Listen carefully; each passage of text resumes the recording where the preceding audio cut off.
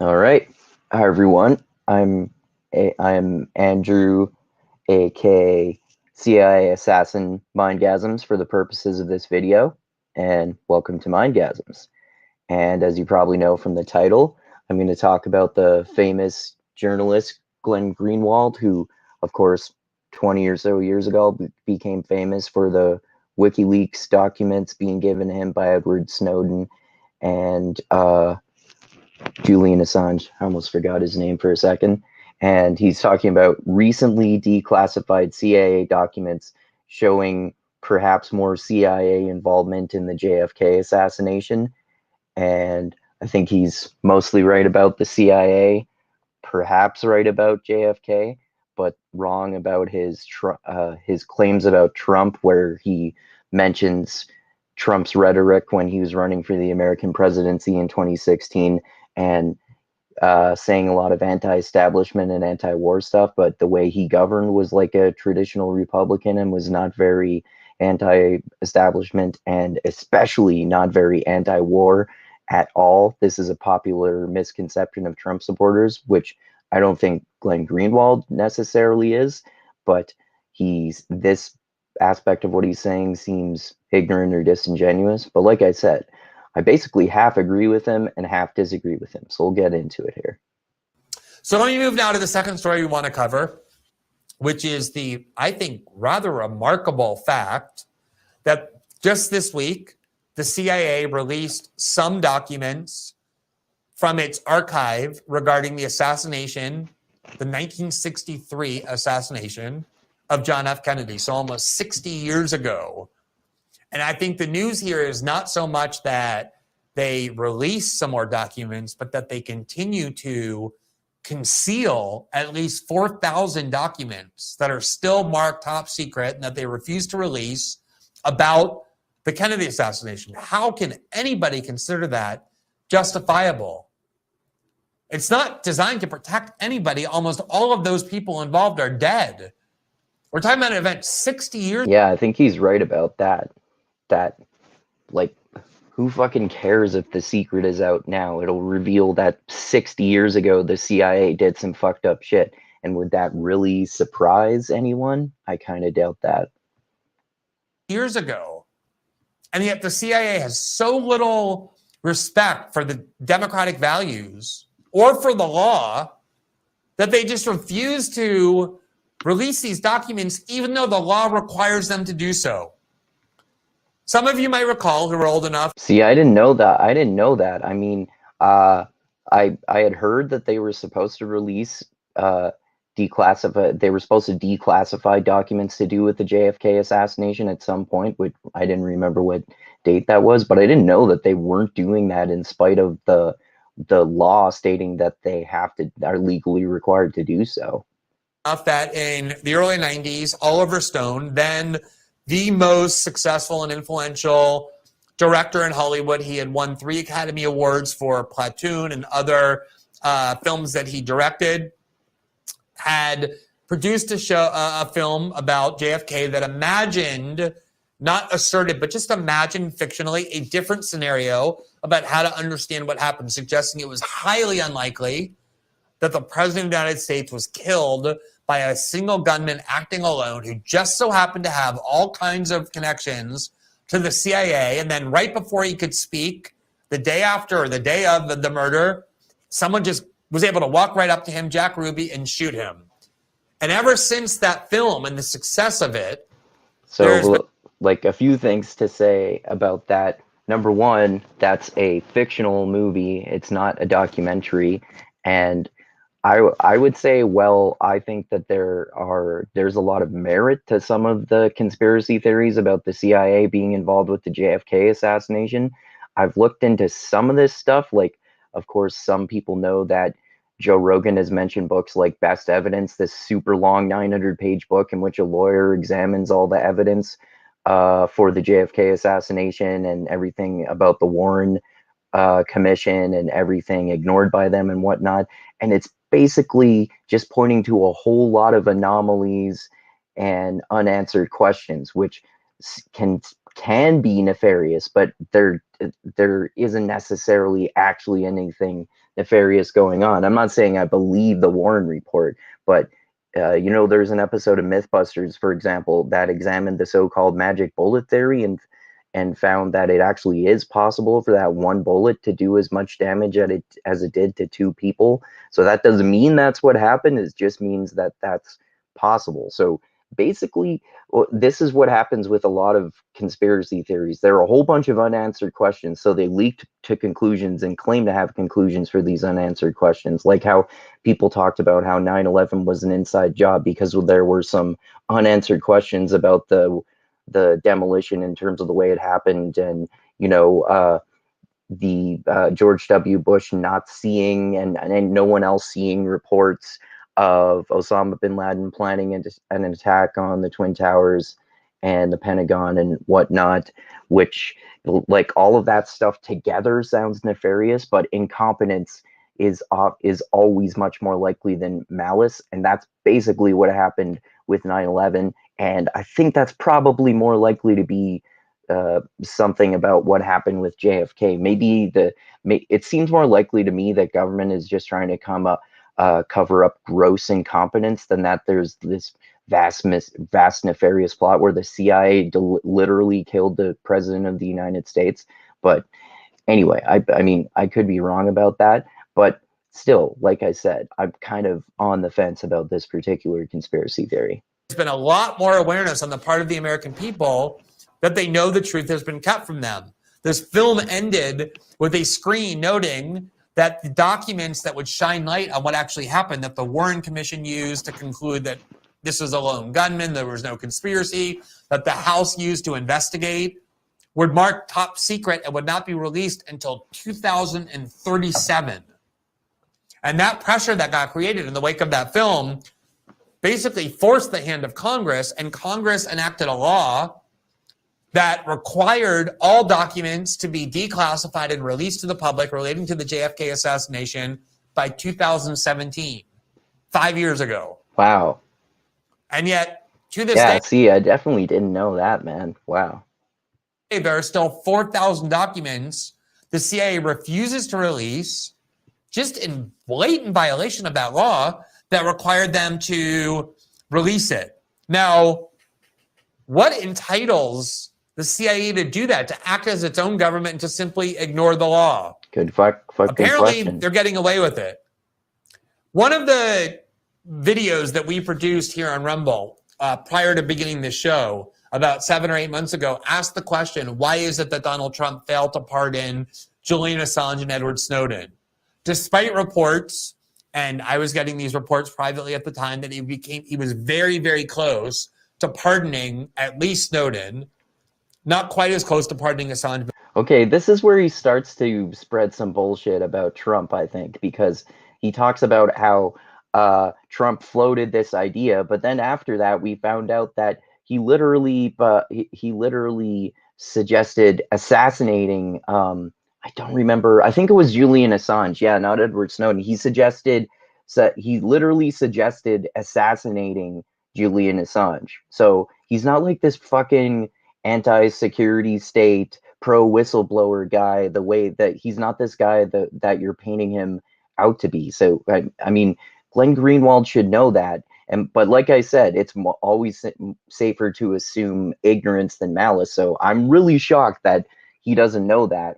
It's either that or he's presenting this in a way to make Trump look good. But I don't think he's this ridiculous conservative right-winger grifter that a lot of lefties claim he is now. I think he's just more anti-establishment against the right and the left, and much more against the left than he used to be, because he used to be much more against the right.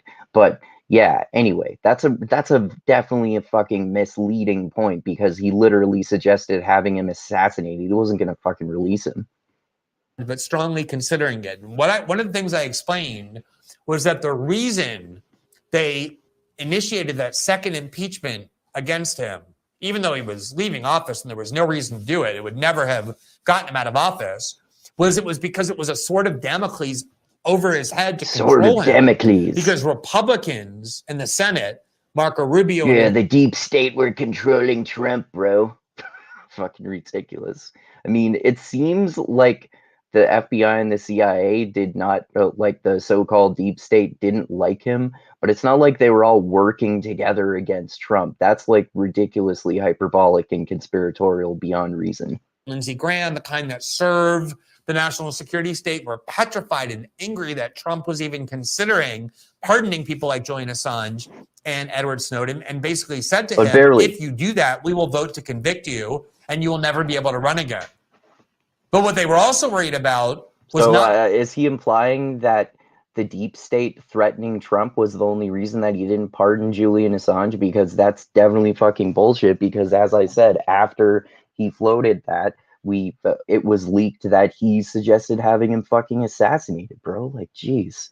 not just the pardons of Assange and Snowden, but also the fact that Trump was very likely to declassify all of these documents he had been vowing to for years. No, I don't know about that, man. I think that's something he was just saying too.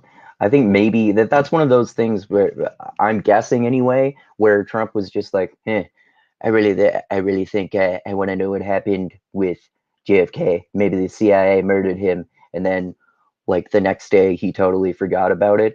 I mean, maybe he actually did have intentions, but I kind of fucking severely doubt that he actually was serious about that. And he left office without doing so, and I regard that as one of the main reasons why. Now, there is a book about the CIA and the post-World War II history of the U.S. national security state that I cannot recommend highly enough. The book is by David Talbot, who I know because he was a founder of Salon. I ended up writing at Salon. The book is entitled The Devil's Chessboard: Alan Dulles, the CIA, and the Rise of America's Secret Government. And it tells the story of how we ended up with this permanent power faction in Washington, the intelligence community, that operates completely in the dark, without any democratic accountability, and with complete secrecy, to the point where they continue to keep secret the truth about what happened in one of America's most important historical events, the assassination of our president, because they simply want to, and there's nobody that has the power, evidently, to force them to abide by the law. This book... Yeah, that's why, like I said in the title, I agreed with him about how the CIA is a corrupt and bloodthirsty organization that's accountable to no one. And I think he might, and I'm kind of skeptical that he's right about JFK, but he might be right about that. But like I said, attaching this, using this to paint Trump as this pro-whistleblower, anti-establishment, anti-war guy that he's going to go on to double down on more is just ridiculous. But yeah, the CIA is fucked up. Along with a second book I will recommend to you by Vincent Bevins, the journalist Vincent Bevins, called The Jakarta Method, that talks about what the CIA has been doing in secret since the end of World War II. I've never heard of this book, but The Jakarta Method sounds like a conspiratorial thing like Havana Syndrome, but I definitely would be interested in checking out those books. I'd look into more JFK conspiracy theory stuff, because I've read a few extremely fucking detailed books about it, and I've watched a bunch of documentaries, but I'm always looking for books to read. Tells the story of why this is such a menacing and insidious agency. But how are we not out in the streets furious? How are we not out in the book furious, in the streets furious that the CIA just refuses to reveal these documents that we have the right to see when the law requires them to do so? Yeah. JFK's nephew, Robert Kennedy Jr., the son of JFK's brother, Robert Kennedy, who also was assassinated, posted this week a tweet about a segment Tucker Carlson did on the CIA, and he wrote, quote, "The most courageous newscast in 60 years, the CIA's murder of okay, this is like the again, lefties get way too hyperbolic when they say, yeah, that's all Trump, or no, that's all Glenn Greenwald does nowadays. Hey, he just gives cover for right-wingers. They're really hyperbolic about that, and you know what, they go way overboard with their criticisms. But yeah, he's doing this here, painting Tucker Carlson to be this like anti-establishment, anti-war guy, whereas he just says shit that contradicts what he's been saying for most of his career, and he's for some war stuff and claims to be against some more anti-war stuff. But I think he's just appealing to Trump supporters, because I don't really believe that Tucker Carlson is that genuine of a guy. I'm not sure I would call him a grifter either, but he's definitely way closer to a grifter than Glenn Greenwald is, and he's really like not an anti-war, anti-establishment guy. My uncle, the CIA's murder of my uncle, was a successful coup d'etat from which our democracy has never recovered. As I said, Alan Dawes. See, again, I said I'm kind of on the fence about the J.F.K. conspiracy theories. That there's some merit to it for it to me, but I don't totally believe it. But I don't totally believe the Warren Commission either. But what he's just listing and implying that, at least implying that this is evidence for the CIA being involved with assassinating JFK here, is that his brother said so, and his brother didn't give any evidence, which again doesn't mean it's true or not true, but that's not evidence. I talked about this last night, was probably the second or third most powerful person in Washington, maybe the most powerful in the 1950s, when he ran the CIA until John Kennedy fired him in 1961 because he blamed Dulles for the failed fiasco in the Bay of Pigs invasion in Cuba. And Dulles had every reason in the world to want to kill Kennedy, as did a lot of people in the CIA. But here, let me show you part of what Tucker Carlson said about why, under the Trump administration, these documents were not released, despite the law requiring that they should be, and despite Trump's repeated promises to do so. Americans have trusted their government less with every passing year since the killing of John F. Kennedy. Maybe this is why. And people have known this for a long time. The people who knew would include every director of the CIA since November of 1963. And that list would include Obama's CIA director. Okay, so again, is Tucker Carlson even going to list any evidence whatsoever for his claims here, or is it just conjecture and you're supposed to believe him because he's saying so? I mean, it's certainly possible that every CIA director, since the one who was CIA director when JFK was assassinated, knows that the CIA in fact did assassinate JFK. But it's also possible that even if they did assassinate JFK, they didn't pass that information on to future CIA directors because they wanted it to be like even more of a secret, because literally the CIA killing a president, you want to be pretty fucking careful about that secret getting out, perhaps to the extent that you don't even tell other CIA directors. But again, my main point here is that he's just making these claims and he's not saying where he even got them from. John Brennan, one of the most sinister and dishonest figures in American life. That list would also include, we are sad to say, our friend Mike Pompeo, who ran the CIA in the last administration. Mike Pompeo knew this. We asked Pompeo to join us tonight, and though he rarely turns down a televised interview, he refused to come. We hope he will reconsider. First of all, I'm really glad that Tucker emphasized the role that Mike Pompeo played here, because Mike Pompeo has deceived a lot of... Again, so now he's claiming Trump, Tucker Carlson, and Mike Pompeo are the like anti-war guys. Oh wait, actually, I think he's no. If I remember correctly from when I watched this before, I think he's actually about to criticize Mike Pompeo. But again, Trump and Tucker Carlson are not fucking anti-war. Trusting Trump supporters who assume that because he was Trump's CIA director and then Trump made him Secretary of State, that Mike Pompeo must be a believer in America First or MAGA foreign policy. Mike Pompeo is everything but that. He is the most standard, old school establishment Republican that exists. His foreign policy is indistinguishable from Dick and Liz Cheney's. This is what I do appreciate about Glenn Greenwald and even some anti-Trump conservatives, although I think they're fairly rare, is that they criticize neoconservative warmongers. And that's one thing that I do appreciate, because the neoconservative warmongers like George W. Bush, John Bolton, and people of their ilk, they are definitely worse, even worse than Trump, because they're responsible for a hell of a lot more like evil and death of innocent people and the surveillance state and the Patriot Act and all kinds of fucked up shit, way more than Trump, although Trump is responsible for some bad shit too. But yeah, I appreciate that criticism for that reason. His foreign policy is everything that Donald Trump ran against. One of Trump's major weaknesses, as I think most people know, is that he's very susceptible to flattery by smart people. Yep. Pompeo is smart. There's no denying that. And he easily deceived Trump. Yeah, I don't know about that. I'm going to remain agnostic about that for the time being. By pretending to be on his side and getting into his good graces, always remaining loyal, but every step of the way subverting what Trump wanted to do. Pompeo is an old school warmonger and neocon, and his voting record in the House leaves no doubt about that.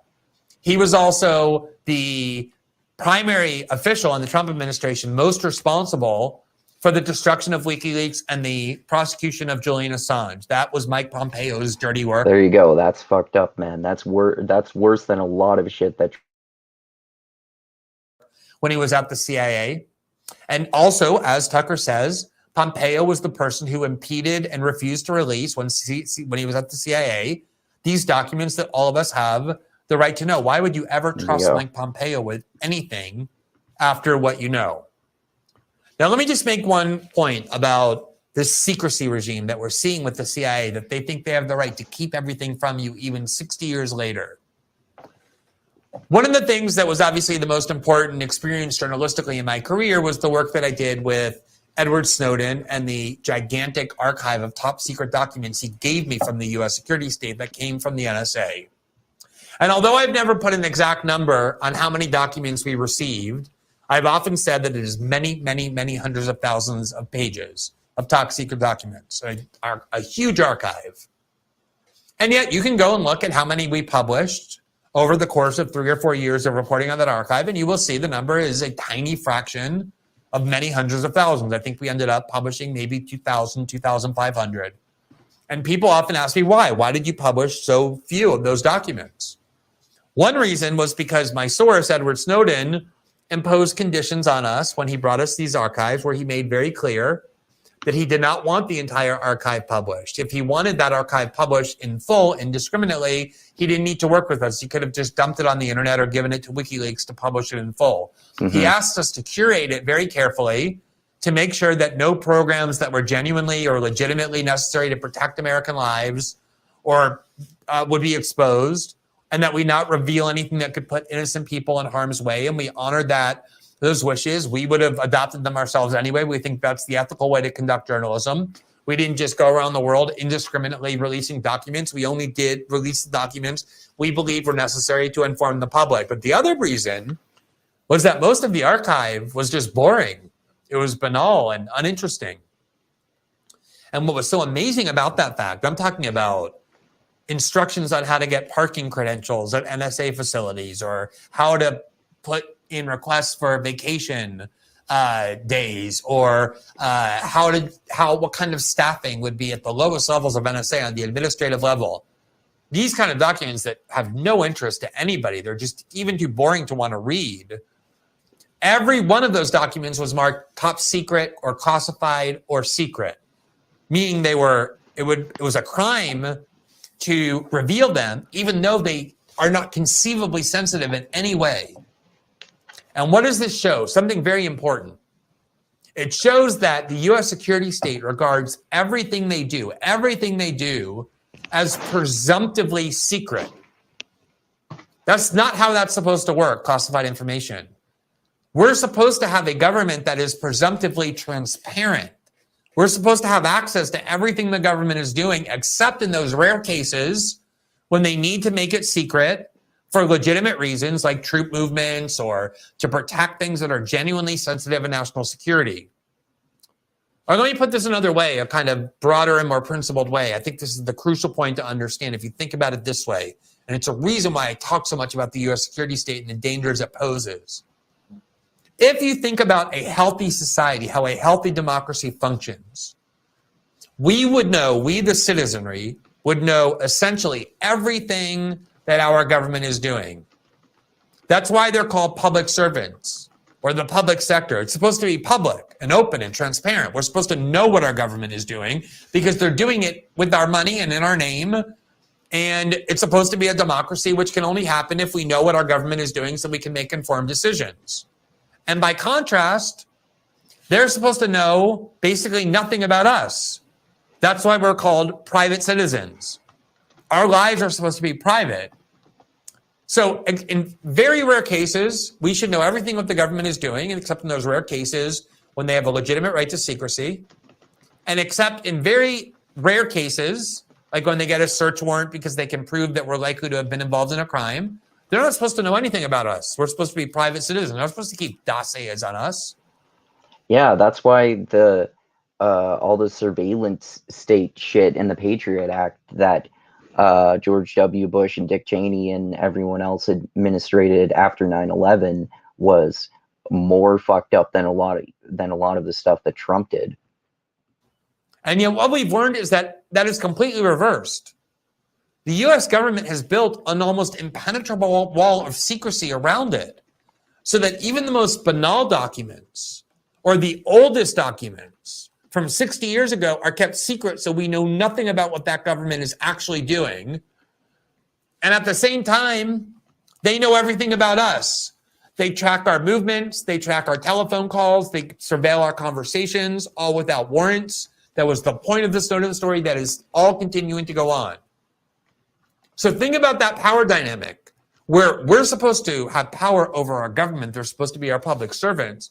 But because we know nothing about what they're doing, because they hide it all behind the wall of secrecy, and they know everything about what we're doing since we're subject to mass, indiscriminate, warrantless surveillance, the power dynamic has completely reversed. And that, to me, was the point of the Snowden story. And it's the point of this latest refusal of the CIA to release all of the documents that they're required under the law to release, and instead releasing just enough to make us think that they're complying with this process 5 years after the law required the full disclosure of the entire archive.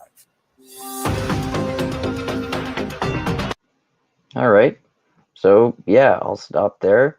And yeah, thanks everyone for watching. Hope you appreciated my thoughts there on how, yeah, Glenn Greenwald is right that the CIA is bloodthirsty and corrupt. And I'm not entirely sure I would agree with abolishing the CIA, but I could probably be very easily convinced of that.